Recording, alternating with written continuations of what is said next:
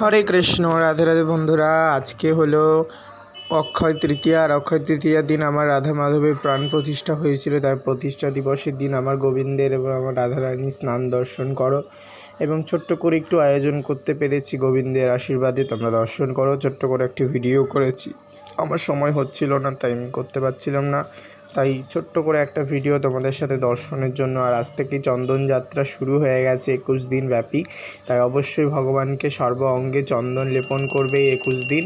আর দেখো আমার গোবিন্দের স্নান হয়ে গেছে, এখানে আমি দই দিয়ে একটু টক দই দিয়ে স্নান করিয়েছি ভালো করে, এবং নতুন পোশাক পরাবো আমার সোনাদেরকে। সবাইকে দর্শন করার কেমন হয়েছে ভিডিওটা অবশ্যই জানিও। আমি ছোট্ট করে একটু ভিডিও করার চেষ্টা করেছি, বড় করে ভিডিও করতে পারছি না, আর ঠিকভাবে তোমাদেরকে দর্শন করাতেও পারছি না। I am very very sorry তোমাদের কাছে, সবারই কাছে। দেখো আমার রাধা মাধবের স্নান হয়ে গেছে, এবার শৃঙ্গার করাবো। শৃঙ্গার করানোর পর সকলকে দর্শন করো কেমন লাগছে, আর ভোগ দর্শন করো।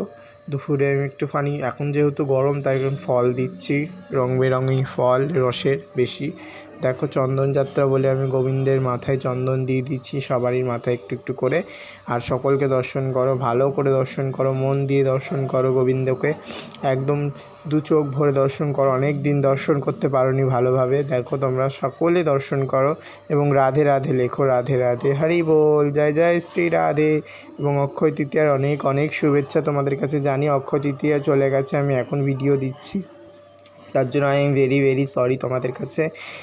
দেখো ভালো করে দর্শন করো কেমন হয়েছে আজকে আমার রাধা মাধবের শ্বাসটা, অবশ্যই দর্শন করো। আর সকালবেলায় ফল দিয়েছিলাম, এইটুকুই তোমাদের সাথে ভিডিও করে দর্শন করাতে পেরেছি, তাই এইটুকুই। তোমরা দর্শন করো, রাগ করো না, আমি খুব তাড়াতাড়ি বড় ভিডিও নিয়ে তোমাদের সাথে চলে আসবো।